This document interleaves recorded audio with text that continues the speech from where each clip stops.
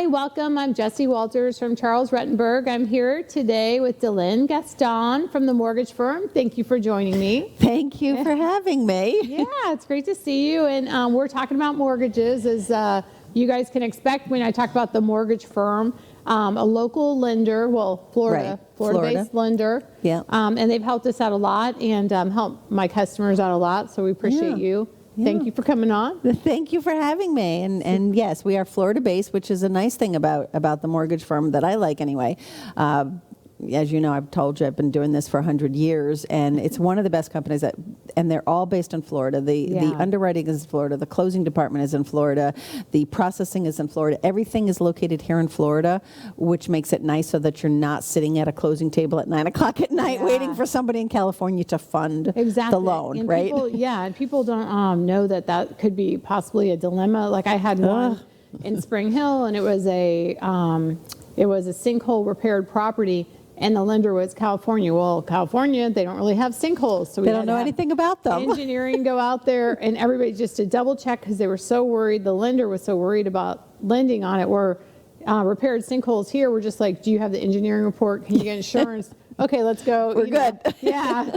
And there it turned into like a really big deal. I mean, it took us extra. And like I said, we had to get engineering and all that. So a Florida-based lender is very important, or is basically an asset to, as far as you can just get it done, and it's in Florida, and it's not a like you said, 3-hour time difference, extra underwriting issues, Right. But these are I've worked for out-of-state lenders, and they're just, they don't get it. They don't get the sinkhole thing. They don't get a lot of times they don't at the out-of-state lenders, and I don't care if they might be those big box lenders that advertise on TV a lot, that they do things really quick. Yeah, I know, right? And they might be licensed all over the country, which is, fine. Right. But they're not specialized in every single state. Exactly. And it makes a big difference. We just do things a little bit differently here in Florida. So I know, I've noticed. I mean, it's like one of those. Don't get me started with the big box when you're talking about that, because they approve them for. Sometimes they'll approve them for 100,000 more. Oh my gosh! And and I say, can I just run it by DeLynn just to make sure, because it's not, because you think about their income, and I just think there's no way that's right unless they're holding out on me and they got like a rich aunt somewhere throwing down a couple $100,000. You know what I mean? Like, how'd you get this approval? And then right before, I've had a couple of them right before they'll go through underwriting right before, and they'll deny them the whole loan, right before the closing date. I have that happening right now. I got a panic call from somebody yesterday. Yeah. That exact situation. They're supposed to close on the 6th. Yeah. Which is in a couple of days here. Yeah. And they don't qualify. Yeah. And they're being told now. Yeah.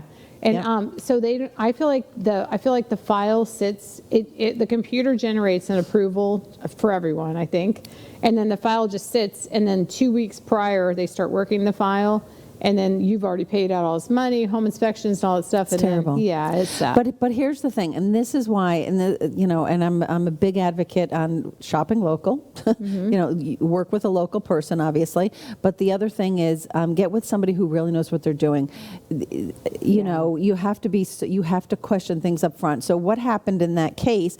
Like you said, the file sits or whatever. But even if the file sat because you have to wait your turn in line, right? You got 100 files, and it's and so you have to wait your turn in line. However, when it comes down to somebody, your loan officer up front should have received those documents, looked at those documents, questioned about those documents, right? And ask the proper questions up front, so that it never should have even gotten to the point of doing an appraisal, doing home inspections, because your loan officer up front, had they looked at the documents and did they ask the proper questions? It took me all of 3 minutes on the phone to tell this person, you don't qualify. Oh my gosh. And they're distraught, and they're distraught because they had been in process for 6 weeks, and here they are supposed to close, and and they're packed up, and they're packed, exactly. And they've got 2 kids. Oh my gosh, it's a nightmare. The wife is crying in the back. I felt so horrible for them.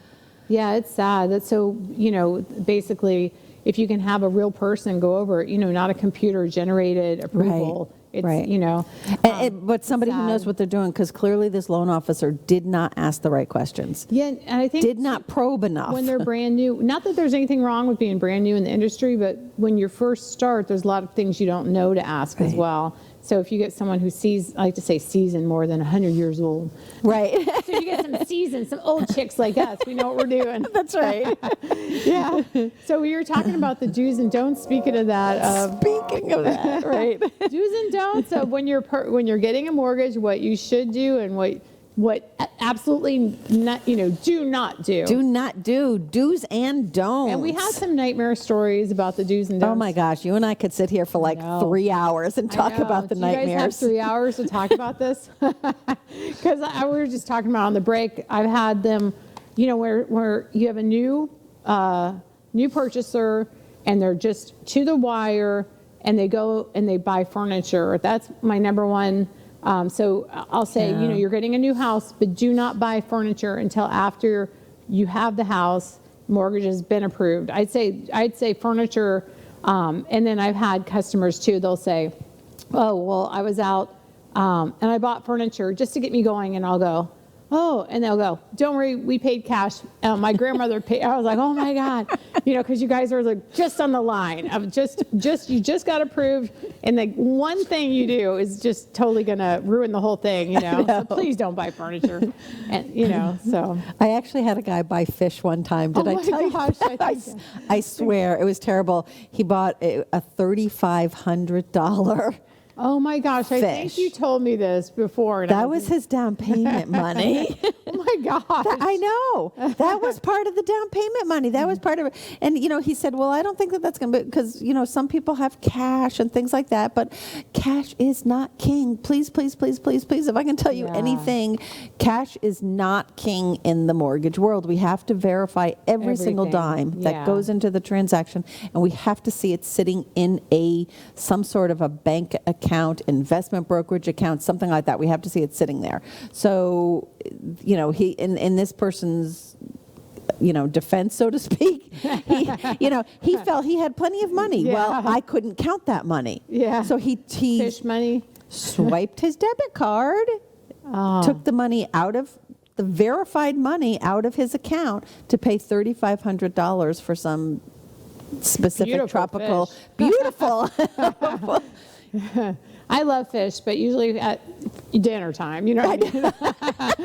But usually not, For dinner. Yeah, but I had one with the, we were talking about this earlier, but not to be repetitive, because I know I just told you a story, but I had one by a motorcycle, and of course, motorcycle, because they look at the monthly payment, they don't look at the total, against their, actual debit, credit, what I mean, the ratio. So he bought a motorcycle, and then we had to literally, the whole loan was denied, and we had to wait. We had to return the motorcycle. Then we had to. Oh my gosh. Yeah, so we had to wait another 30 days to do it. And I've had people, they don't have a job either. That was another thing. They quit their job. So they quit their job, and they're like, they don't think that the mortgage industry, and no matter what mortgage lender you go to, they're going to verify your job usually that day or day of closing. Yeah.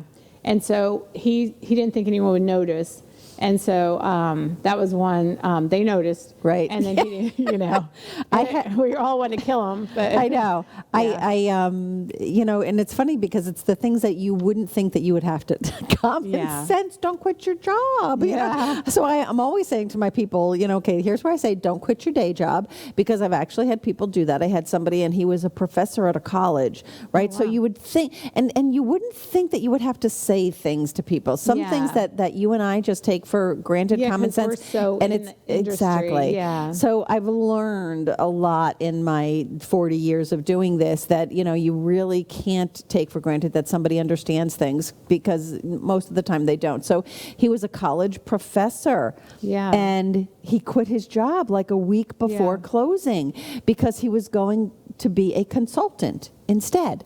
And he said, well, it's still the same line of work. Well, but now you just went from being employed and an employee of the university to being self-employed. Yeah. And in the self-employed world, It's you harder need to- 2 years. You have to be Yeah. self-employed for 2 years Yeah. before we can count any of your income. So unfortunately, this was many years ago, but that loan Drizzled out. Yeah. did not go through. Yeah. And when we were talking about the cash and, how your fish story and everything too, I just thought, so a lot of times people will, like that gentleman too with the fish, he probably was like, well, my mom will give me the money, and they don't know Yes. that money has to be sourced. Right. It has to be, where did it come from? A paper trail. Yeah, everything has to be, or Everything seasoned in has your to be account, paper trailed. 30 days, Right. all those, the money coming in, we have to see where it's coming from, only because, there was so much Fraud. Yeah, so much fraud, and that was 2005, 2006, 2007. A lot of It money ruined it. laundering. Yeah, it ruined it for a lot of us, but now that that's happened, it's not your actual mortgage lender trying to give you a hard time, because I feel like they think, I gave all the paperwork in, now they want more paperwork, and they keep pulling bank statements. They want my bank statements again. I don't understand. Yes. Well, they can't go into your bank account. They can't see what you're doing, Mm-hmm. And so that's a very important thing, to make sure that money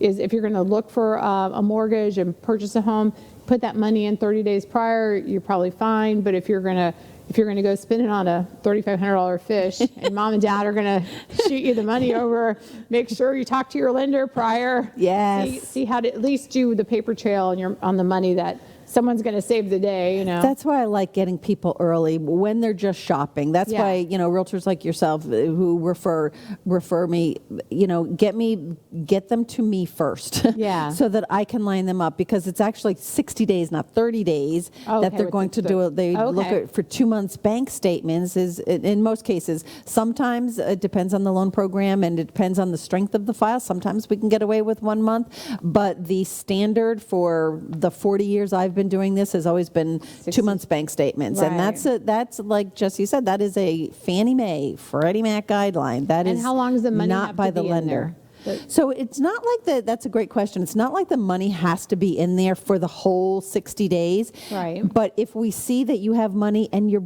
gradually adding to it. Okay. So every paycheck you get, so you have, here they're putting another $1,000 in, and Yeah. then 2 weeks later they get another paycheck and they put another $800 in or something. So they're saving, they're gradually saving for Right. it, and that's it. So it's built up. So maybe it was, started out at, $15,000 and over the last 60 days it's built up to $20,000 or something. Right. That's fine. That's Right. fine, as long as we see where Right. the monies are coming from. Yeah. It's when any large deposits go in that big red flags go up. Like if Yeah. all of the sudden $15,000 appears in the account, they say, where'd that come from? And like you said, that was in the mid 2000s there, and then a lot of fraud and money laundering. Yeah. It was drug money. They were selling drugs. And it was a perfect way to launder to the put the money money in. was to buy real estate cash and then flip the house. And Yeah. now your money's clean. Yeah. So- And then too, they think, well, state of Florida, because they protect your homesteaded property. So if you buy, a lot of not so good people were purchasing homes here, and then they were using all that illegal money, and then the homestead here in Florida, that's why I don't want to mention names, but some people in the news, they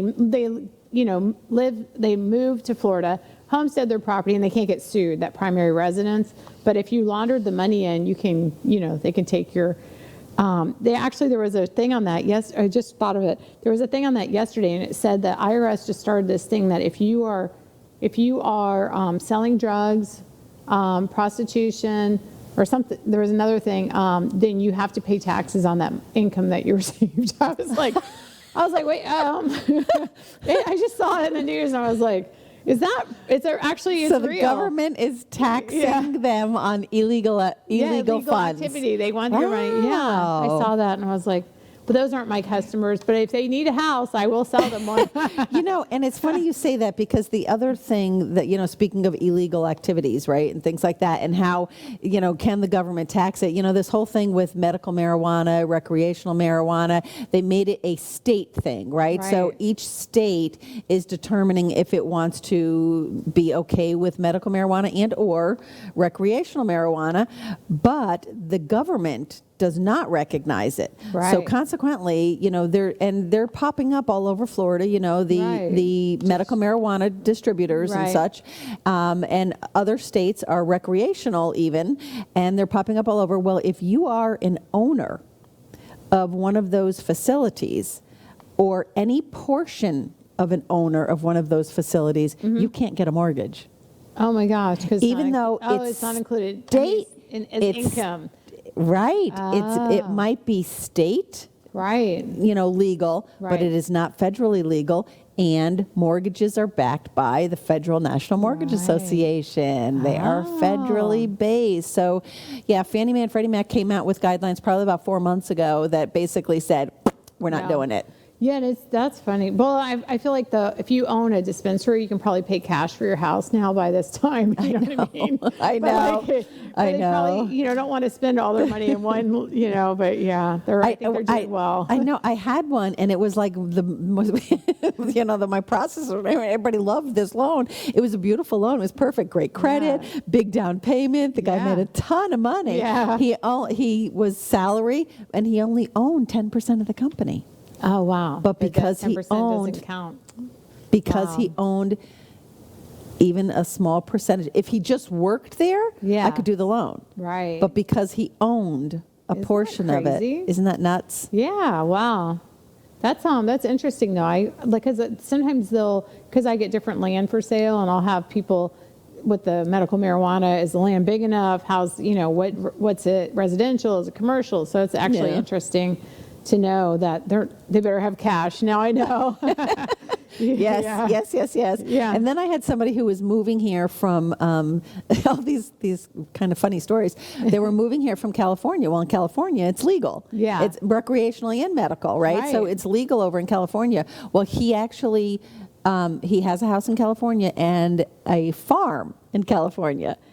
And it's a marijuana farm. Okay. And he was actually leasing the land for something like $10,000 a month. Wow. And coming here, and he said, well, I have rental income of $10,000 a month coming in. Yeah. But it was coming in from that. Well, when you look up online, like the underwriting would do, how much is the rental for this house in California? Mm-hmm. Well, the rental on that house in California was like $2,500 a month, but he was getting $10,000 a month. Oh, so it's like it doesn't go over either. Oh my gosh, that doesn't go over either. I know. I just see the people at the the actual airport, totally off subject, but they'll try to, so for instance, there's a show now, a Tampa International Airport show, and it'll be like people trying to transport marijuana to another state that doesn't have marijuana, and then they get in trouble, and so they seize it, and they could get in trouble, and they could get a fine. Well, they had people with fireworks too. And again, in the carry-on luggage, they got like gunpowder and they stuff them in their shoes. And I'm like, what are you guys doing? And but anyway, you can get a fine up to $14,000. Wow. And they had people with guns. And I know one of my friends, she's very nice and she's sweet. She's like 25 and she went to the airport with her gun and her carry-on. And she was in tears. And they was told she her, not thinking about that? Yeah. I never even thought to, I never thought that anyone would do that because you just watch the news and not to, don't bring like a gun to the airport. Leave your medical marijuana, your guns, and your fireworks and at your home. Fireworks at home. Wow. Yeah, did she lose her gun completely? Or? No, they walked her to the car to put it in her car, lock it in her car. But what they do is they get all your information and then they send you a bill. It can be from, like I said, from $0 to $15,000, depending on what you're trying to get through. So, they'll take you and walk you to your car to put it in your car if you have enough time with your flight, or they'll just seize it, But wow, yeah. So it's pretty, just things you don't know, things you don't know till you're there. Welcome to our illegal things not to do. Yeah, it turned into do's and don'ts. Yeah, it took it up a major notch there. So much for the mortgage do's and don'ts. This is pretty much life do's and don'ts. Yeah, put your seatbelts on, kids. We're gonna take this. So disclose your legal income. We don't want to know about what you guys are doing otherwise. So all your income, anything going into your bank account, we want to see, basically, Right. Everything. And I have to tell you, that is the hardest part of the entire transaction. The hardest part, I got to tell you, it is the money. It's the money. So the income is one thing. Tax returns is another thing. Pretty much we look at those up front. And like you said, your client who said, I want my bank statements again, that's because from the time, so when you first start an application, so a mortgage process takes about 30 to 45 days, just on average, right? When you first start it, we're getting your last 2 months. So let's say, we got, right now we're in January, so we got November and December, but you're not closing until February. Yeah, so we're going to need to know what happened in January and then what happened in February and such. Yeah. And we have to see these things, and because of and this is where some of the questions come up, because one of the first things you do within the first few days of being in contract is you have to give that deposit. Right. The earnest money deposit, $3,000, $5,000, whatever it might be, you have to give a deposit, good faith deposit on the house, right? And that's fine. And if for whatever reason your inspections, don't go well or something like that, you get that money back, but that money we have to see that money clearing your account. So we that's have to see that come out. That's where it starts. And then all of a sudden we see, look, you put $7,000 into your account the day before you wrote that check. Where did that come from? Can I bring an escrow in cash? And it's better if you have a check. Oh, I don't have checks. Okay, go get a money order or wire it from your bank account. Some type of trail. Don't have just to have bring a trail. in that cash to the title company. And yes, it didn't come from anywhere. I actually had somebody call the title company. They said the title company told me it's okay to do cash. No, it's not. I don't know what that title company was thinking. Yeah. But no, it is absolutely not. Yeah, if you are getting a mortgage, we have to be able to track that money. Yeah. And when it comes to a money order or bank check is fine, like you said, but don't bring your cash to buy that money order because I have to be able to see that money coming out of your checking account. So, and a lot of millennials don't have checks. Yeah. So they're like, can I pay this escrow with a debit card? And I'm like, no. They don't have checks. And they said, oh, well, I'll just go to the bank and get a check. No, because that's a counter check, so it's just a lot of extra steps. So, and if you do, I tell them too, if they can get, they'll save $25 from that wire. But, some of them don't care. And, but it's the wire is the best because it just, there's your account, there's their account. And it's, we got it. It's safe. It's safe. So it goes right there. And it usually says on their checking account, $2,500 or whatever it is, wired to ABC Title Company. Yeah. Boom. There it is. No question. Property on there, everything. Yeah. Right. Yeah, exactly. So do not make any cash deposits into your bank account or pull out cash or use escrow deposits cash. We want to make sure that there's a paper trail on that. And then that's we got the don't change or quit your job. No, please don't do that. Don't sell legal marijuana. We have to add that. Yeah. So on the job portion of it, just to clarify, people think that, I have to be on my job for 2 years. No, you don't have to be on your job for 2 years. You have to be in the same line of work for 2 years. So I've had so many people call me and say, I can't get a house right now, or I'm not going to be able to do that because I've only been on this job for 8 months. I just got it, in February or whatever. That's okay. As long as, you were in the same line of work. Now, if you were an accountant for 5 years and then all of a sudden you just became a fireman 3 months ago. Yeah, then it's different. That's a problem because that's a totally different line of work. Right. So, but if you're in the same line of work, you're fine. Don't worry about it. So if you're in the same line of work, is it 2 paychecks or what is it now? So say 1 paycheck. Okay. Yeah. Okay, that's good. Yep, that's it. So I'm a nurse at Bayonet Point and I quit and I go work for, I don't know. Advent Health. Yes. Somewhere in Tampa. But so it's different. St. Joe's. Yeah, exactly. I was like, I need more coffee. So literally 1 paycheck. Yes. Okay. All I need is 1 paycheck showing that you're on this job now, and here's you got your first. But then normally that happens because again, it takes 30 days, right, for the whole process to go start to finish. So that'll be fine. So I'm an accountant and then fireman. How long do I have to wait? 2 years. 2 years. Okay, And the for a reason brand new is line of work. right, because they have to make sure that you can withstand it. Just like people who work 2 jobs, especially our younger people, they say, "Oh, well, I'm going to buy a house, so I'm going to get a second job. I'm going to work at Walmart in the evenings or something like that. I need 2 years," because we have to know, just like a fireman, you've been sitting behind a desk for the last 5 years as an accountant. That's a physical job all of a sudden. Right. Can you withstand that kind of physical pressure on your body and such in order to be able to do that? When you're working a second job, can you maintain? Because if we're going to give you credit for that income over a 30-year period, we need to know, can you withstand doing it? Some people will be like, "Oh my gosh, I worked a second job for 2 months. I can't stand it. Yeah. I'm exhausted. I'm making mistakes on my primary job," or something like that. Right. Now you've jeopardized your regular job. So Right, exactly. Yeah, so that's interesting. And then when on the one, I never think of that. Don't move. You have on there, don't move, which is, one, all the costs that incurred with moving, Right. and then 2, it's not showing that you're stable. Yeah, that you're stability. That's the biggie that we're looking for, is Right. stability. We don't want to see like a whole bunch of moves and everything Right. unless there's like a really good reason for it. And sometimes there is. So like if you, and again, I'm glad you brought that up, because that's another really good one. It's not that you can't move, because a lot of times people will say, "Well, we had this apartment for 5 years and then we moved in with our parents so that we can save money for a house." Right. That's fine.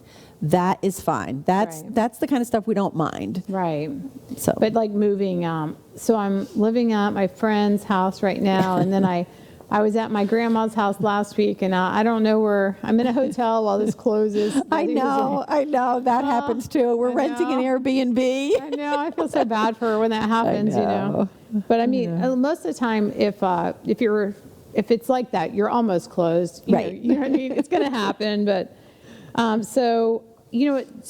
always think it's interesting, because you have it on here on the dues. Do you make sure your spouse is available when you're purchasing a home?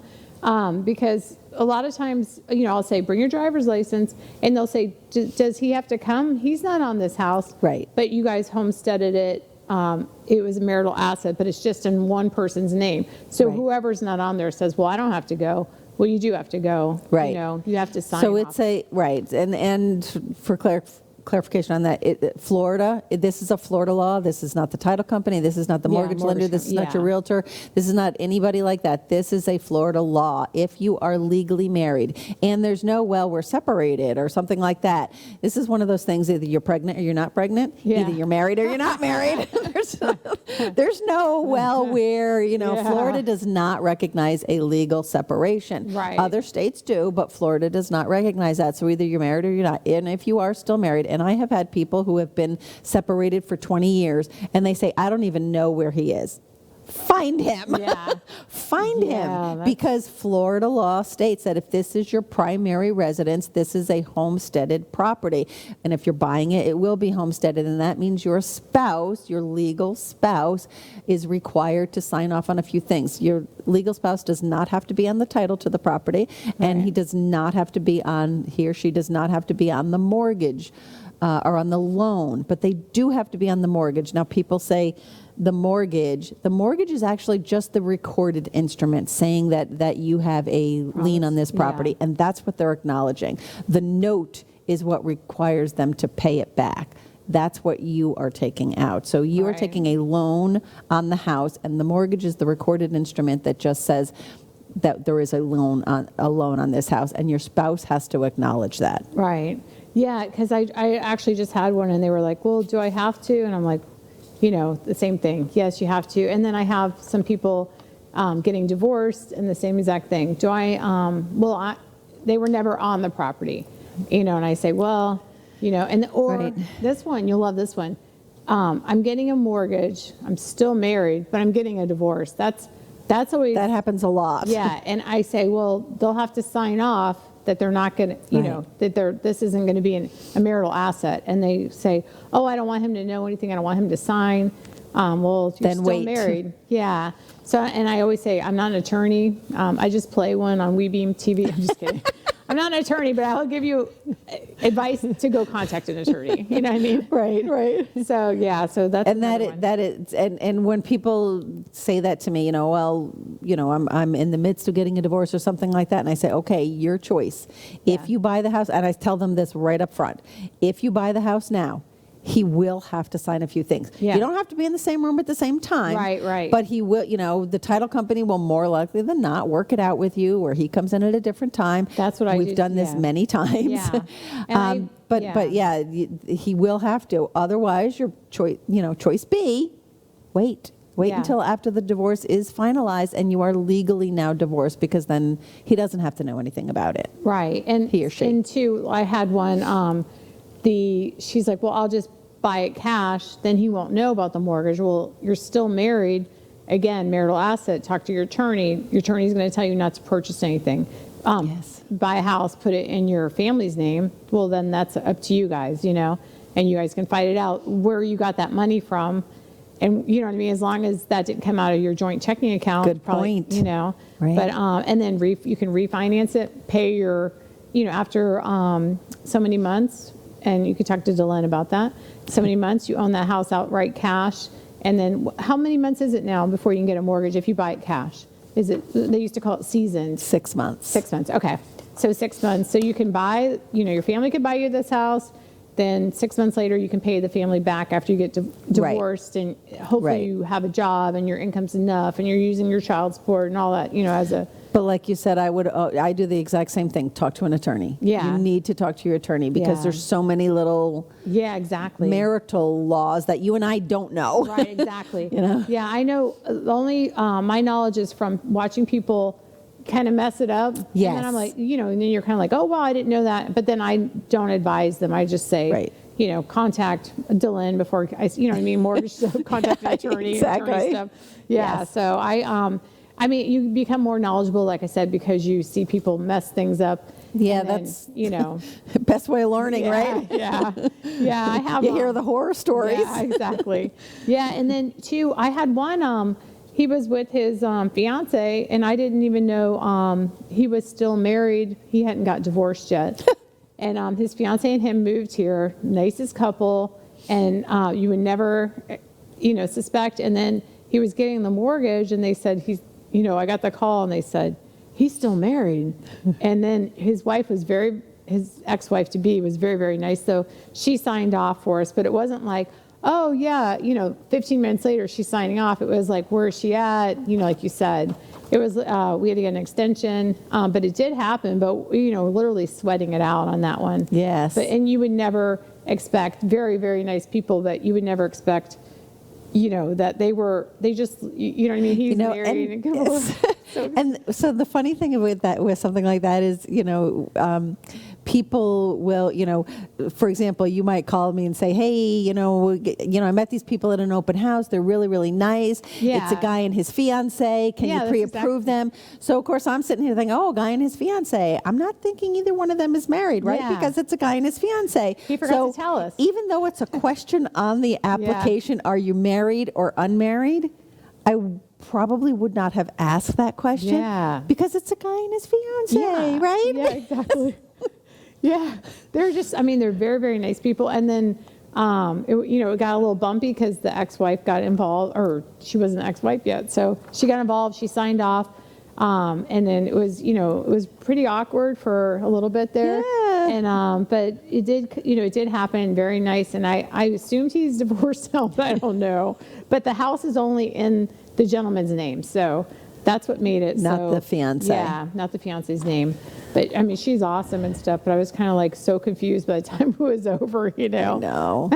Things that people don't, and especially because, this is a homestead thing in Florida, like I said, so people who are moving in from out of state don't know. Right. They don't know. We really are, in Florida, the rules and regulations are a little bit different. So that's why you really need guidance. Right, exactly. I was going to ask you, because one of my cousin asked me this. She said, I have some college loans. Okay, this is kind of awkward, or not awkward, but a weird situation. So she grew up in the United States, college, North Carolina, moved to Africa, had loans here, and they got charged off. She didn't realize, or I guess she forgot about her college loans. Came back, wanted to buy some property, and has all these charged off college loans. And she says, what do I do? And I gave her your number, but then she moved back to Africa. Oh. But for future, I need to know that. Yes. Though.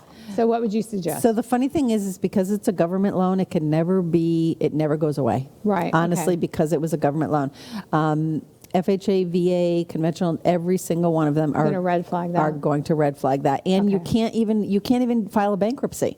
Oh, you okay. cannot absolve yeah. student loans in a bankruptcy. That's true. Even, right. So that it has to be addressed. Honestly, it just has to be addressed. She has to just start making payments on them. Okay. Yeah. Even though they're charged off. They say they're charged off? They're going to haunt her forever. Forever? Okay. Yeah. Yeah, I told her to start saving cash if she really wanted to purchase something here, because that's, and I don't even know if they can lien you, I don't know if the government loan, if they can lien. You could try and make an arrangement with them, you know, for a small portion of it or something like that. Yeah, that is true. Yeah, because if you get tax returns, they take them, right? If you're here. So that's, I think, why she didn't know, because she's in Africa. So that's, but I was like, I need to ask DeLynn that. And I forgot, so I'm like, now we're on the. Yep. So they're going to haunt you forever. Pay them. Forever. And, too, a lot of people don't know, if you have a student loan, that if you owe, for instance, like $25,000, and say you have $15,000 in your bank account, and you can negotiate those student loans too. Sometimes they will take less to, especially if you're a bad payer, Yeah. But thank you so much for coming today. Appreciate you coming welcome. in. And if you guys have any questions, or you're trying to get pre-qualified, you got DeLynn at the mortgage firm. She'd be glad to help you. Special thanks to our sponsors today, Nightberry Title Services and DeLynn from the mortgage firm. There we are. There's all the contact information. And DeLynn from the mortgage firm. Thanks, you guys, for always sponsoring us. And stay tuned. We'll be right back with more great information.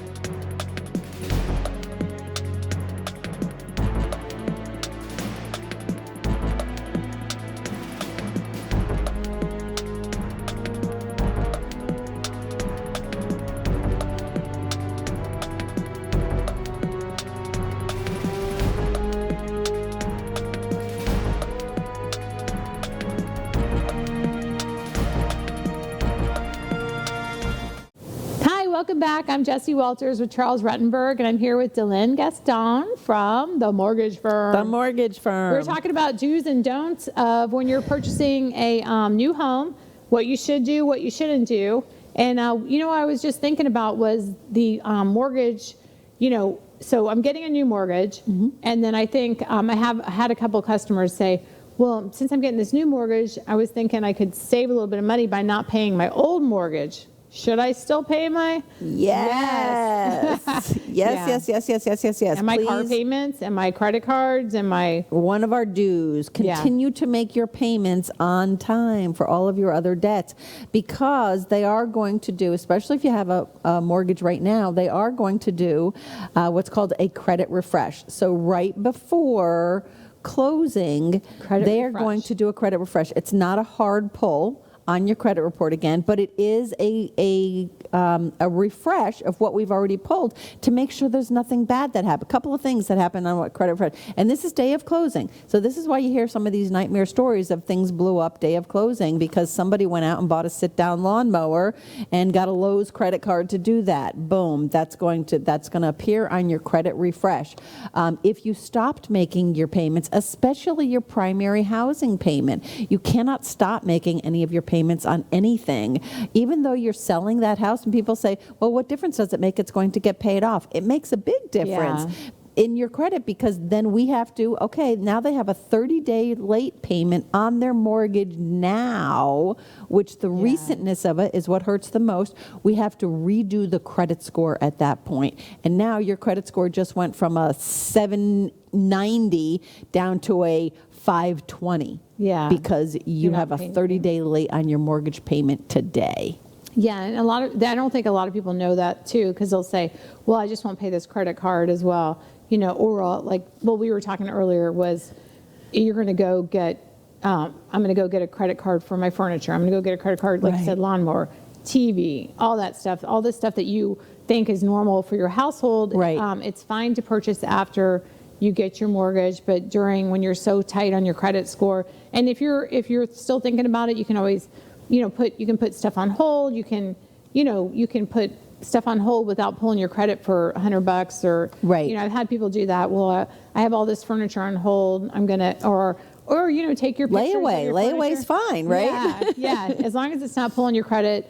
So every time, your credit is pulled, that's another thing too. I think a misconception of so I'm going to go get my mortgage, but I'm stuck with them because they've already pulled my credit. So now I can go to the mortgage firm and you're going to pull my credit again. Every time I go get my credit pulled, it goes down, which is a misconception. If you're getting your credit pulled for the same exact thing, right? Right. Then it doesn't keep going down and down and down. So you're not stuck with just because you went to one lender and they pulled it doesn't mean you have to go to that same exact lender. Right. You're not stuck with that lender. You can still shop around. And exactly. And they say as long as it's within 30 days. So that's why we tell people be very careful when you're opening up new credit cards and everything, because they'll open, one in June and then in July, and then, now we get a new mattress from Mattress Firm or whatever in August, and, before you know, they've had all of these things, and it's over a 6-month period.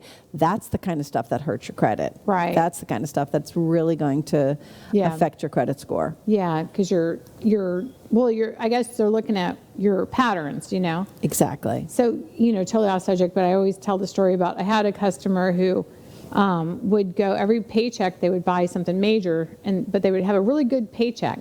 But so we were doing the purchase and stuff, and they decided to go buy Apple Watches for the whole family, Apple Watches. So Apple Watches are, when they first came out, cheap. Pricey. Yeah.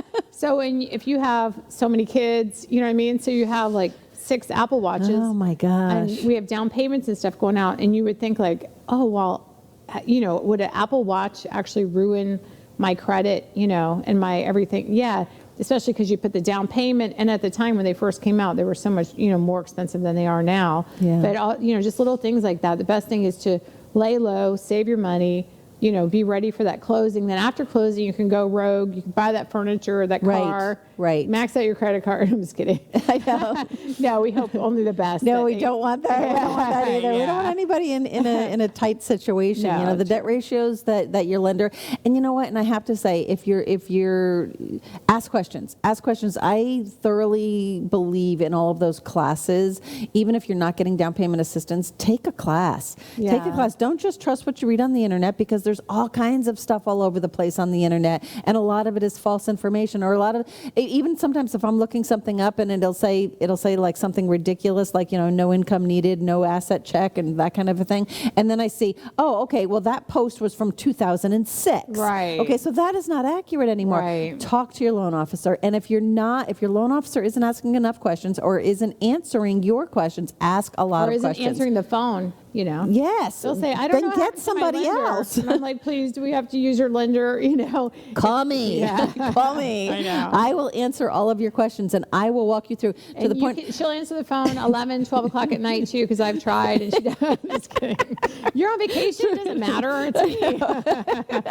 Yeah, I'm the worst. I'm so sorry. But you have to understand what you're getting. You are making the biggest purchase of your life, and you need to understand it, and you need to have somebody who's going to walk you through it. And don't just think that.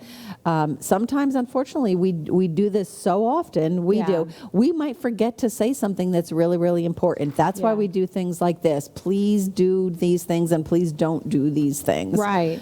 Yeah. When we were talking about, okay, so I'm getting a mortgage, and I didn't pay this one apartment complex. It was like 6 years ago, but nobody noticed, and it doesn't show up. I have a really good credit score. That's going to show up. So you need to disclose everything, anything.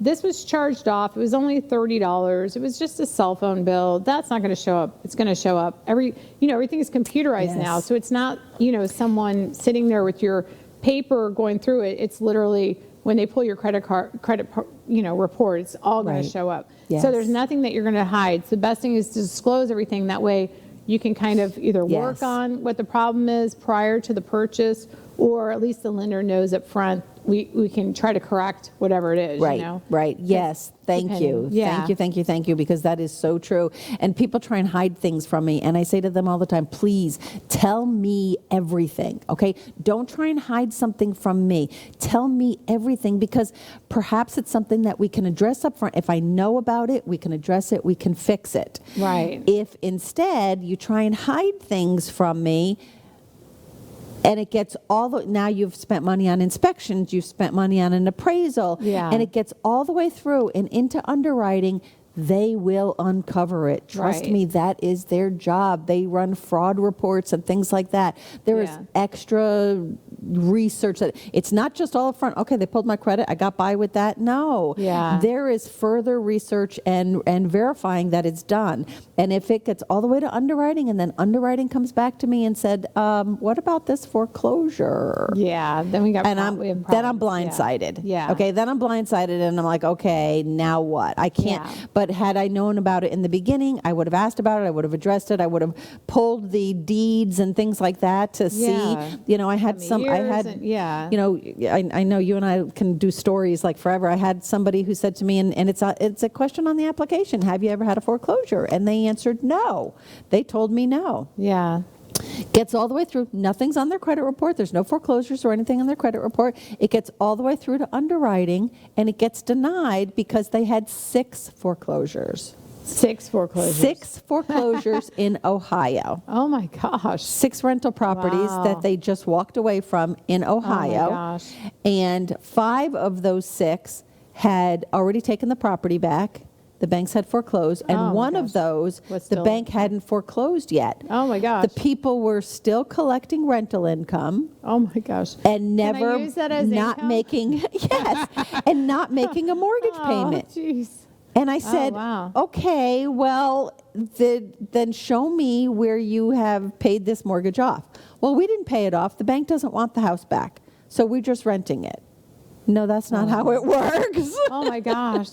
It's a nightmare. I had, back 2006, 2007, I think that's when people would just take all their rental property and go, well, I don't have any money in this rental property, so I'll just let it all foreclose. They just let it go. Yeah, Yep. I had that. And the one was a financial advisor, and but I knew him from real estate, and I said, what happened to the rental property? He's like, I'd like to talk to you about financial advising. I had to let it all go. And I was like, wait a minute, you know what I mean? Because that doesn't sound like good financial advice to let every single one of them go. But I guess everybody, at different times and different, But he wasn't trying to get a mortgage, you know what I mean? But he was trying to do that. We don't see as much of it anymore, but it's similar, when there was all those foreclosures going on around 2009, 2010, 2012, all during that time frame, a lot of foreclosures were going on. People just walked away from their houses. They just said, you know what, I don't have, it's upside down. I don't have any money into this anymore. It's going to take all of this money to get it fixed. So they walked away from their houses. Well, the bank didn't foreclose right away because the banks were overwhelmed, right? So they didn't Right. foreclose right away. So it might have been in many cases. Sadly, I have seen this. So Couple- then yeah. 5 years later, 6 Yeah. years later, the people are going to buy another house and they think, oh, well, I walked away from that house 5-6 years ago Yeah. or 7 years ago. I should be fine now. But the bank didn't foreclose until a year ago. Yeah. They didn't foreclose. Like I had people, they walked away moved from the house in out 4 years ago, but 2010. yeah, exactly. 2010, they went to buy another house in 2017, and the bank didn't foreclose until 2015. Oh, wow. So that foreclosure was only 2 years old, even though they walked away from the house Right. in 2010. Yeah. I was doing the math in my head of I'm renting out a house and I don't have to pay a mortgage. So I'm like $1,000 a month. Even if it's just $1,000 a month, I'm like, that's $12,000 free and clear because you're not paying your taxes either, Right. Right. So I'm like, I'm making last 3 years $36,000 on and I don't have to pay my you know what I mean? Right, Yeah, right. I'm like, Right. it's like a bad way to make good money. Yeah. So, but those, like you said, those days are over. During this COVID times and stuff, they're not foreclosing either. Right. I don't see a lot of foreclosures available yet. And I don't think they're going to, because people realize that they have so much equity in the house right now, Right. whereas before the real estate. And that's the other thing.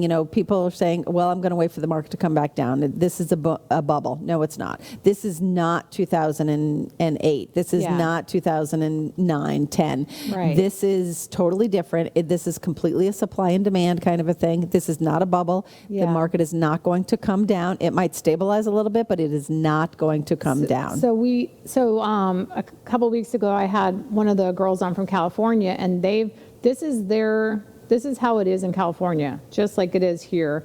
Just the bidding wars, all that stuff. That's every day in California. That's been for the last 10 years. There's shortage of properties, supply and demand, and of course properties are way more expensive there. But here, it's kind of like Florida just caught up with, Right. you know what I mean, with everybody, with the prices, unfortunately. So, I mean, what's good is if you do have property, you bought it, if you bought it low and it's worth more, you have all Right. that. But it is relative. If the interest rates go up and your property, you buy something now, interest rates are low, you buy something and, because everybody's upset because the properties are more expensive. Well, it's relative. If you buy a cheaper property and your interest rates are up here, and now your property is up here and your interest rates are here, Right. Payments probably almost exactly the same Right. for the same exact house, Right. So I try to explain that to people, and I'm like, well, your 1,300 still buying you exactly the same thing, even Right. though at the end of the day the total's different. If you're a cash buyer, I could see you being really upset, but if you're going to buy it with a mortgage and your interest rate's 3.25%. What difference does it and make? you're 300,000, or if you were 200,000 and it was 8%, do the math. Payment is payment, right? Yeah. So when I say it's relative, and it's also relative of, oh my gosh, I'm going to sell my house now. My house now is worth, I bought it for 2. Now it's worth 4. Why is this house worth 5? They don't, Right. You know what I mean? They don't, well, your house doubled. I remember when this house was only 365. When I was searching for this house, it was 2, it's like, Yes. it's all relative, know. No. So, but if you're a first-time home buyer, like the millennials, I talk to a lot of them and they say, I don't think I'm ever going to be able to afford a house. And I'm like, no, you will. It's just going to be harder to find that less expensive Right, home, right, know. right. And the sooner you buy before the interest rates go up, the better, Right. And do you feel the interest rates are going to go up? So that's a great question. They are the predictions for, I watch all of these economists and such, and the early predictions, this is early in January here, but the early predictions are, yes, they are going to rise. They feel that they're going to be and this is just some of the predictions, rough numbers, don't quote me on this, but some of the predictions are they're going to be into the high 3s, low 4s by the end of 2022. Okay. So it's not going to be outrageous, but it is going to be a gradual Yeah, a little trickle upward Yeah. between now and December. Oh, okay. Yeah, that's what I feel, because right when it started to go up, they went back down again too. Yeah. So They've been on such a seesaw I know if there's any way to for make like money years now. Yeah. Yeah. And I think too, this has been the only times where a lot of the people that have projected the future as far as the real estate market, We have a gentleman who does the National Association of Realtors, and he's paid, and that's what he does to, actually, I won't mention his name. Anyway, he's totally wrong.